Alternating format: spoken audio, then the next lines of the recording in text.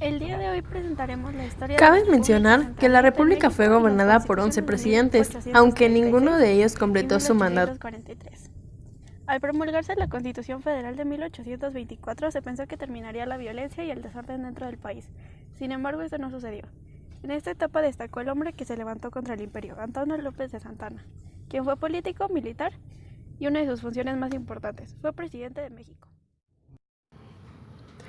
Debido al caos político y la contienda, poco después de que los conservadores mataran a Vicente Guerrero, continuó el debate entre los federalistas y los centralistas. Aún después de la ya proclamada Constitución de 1824 y las diversas rebeliones que fueron provocadas por las reformas de Gómez Farías, los conservadores comenzaron con las acciones para la disolución de la Federación, imponer una república centralista y cancelar las reformas bajo el mandato de Gómez Farías. Entonces se decretan las 7 leyes constitucionales centralistas, las cuales a grandes rasgos se referían a los derechos y obligaciones de los mexicanos y habitantes de la República, y se estableció que la República se dividiría en departamentos y con 6 artículos se estipuló que en 6 años no se le podrían hacer modificaciones a la Constitución. Este periodo generó una grave inestabilidad política, levantamientos y también dio pie a diversos conflictos, la causa entre muchas otras de la independencia de Texas y de conflictos internos como la separación de la Unión de los estados de Coahuila, Nuevo León y Yucatán. Debido a los numerosos conflictos desarrollados en el país, el descontento con la administración se agudizó y se extendió la certeza de que el centralismo tampoco funcionaba. Prácticamente la única buena noticia del nuevo régimen fue el reconocimiento de la independencia de México en 1836. Entonces, Valentín Gómez Farías proclamó un plan federalista y como consecuencia de este surgieron propuestas para solucionar la situación: el monarquismo por un rey europeo o la dictadura militar. Entonces se promovieron 3 pronunciamientos para establecer la dictadura. El 10 de octubre de 1841, Antonio López de Santana asumió el Ejecutivo con facultades extraordinarias para gobernar y legislar. Mientras se reunió un Congreso que redactaría una nueva Constitución, a su vez, él dominó durante todo el centralismo de México durante 11 ocasiones. El 18 de noviembre, el Congreso aprueba la creación del Distrito Federal para ser sede de los poderes de la Nación y la Ciudad de México.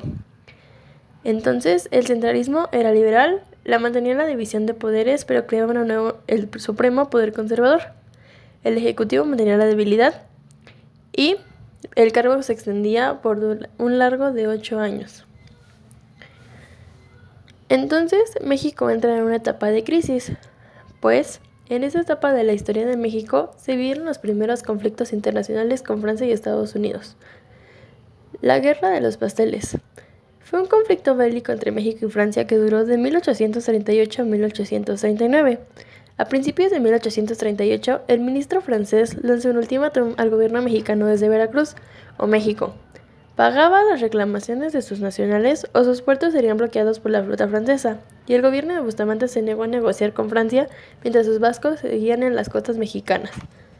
Durante la intervención estadounidense, crecieron las tensiones entre México y Estados Unidos cuando el gobierno estadounidense ofreció pagar la deuda mexicana a cambio de que le comprara los territorios de Alta California y Nuevo México. Cabe mencionar que la República fue gobernada por 11 presidentes, pero ninguno duró de 1835 a 1846, es decir, aproximadamente 11 años, y su caída se instaura de nueva cuenta el sistema federalista, formándose la Segunda República Federal.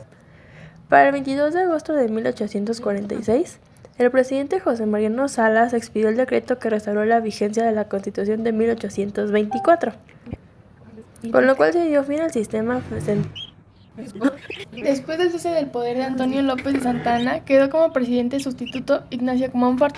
Su capítulo primero, denominado de los derechos del hombre, reconocía los derechos a la libertad de expresión, reafirmaba la abolición de la esclavitud y eliminaba la prisión por deudas civiles, las formas crueles de castigo y la pena de muerte. De igual manera, prohibió los títulos de nobleza. Sin embargo, siguieron sin tratarse los temas referentes a los derechos de la mujer y libertad de creencias.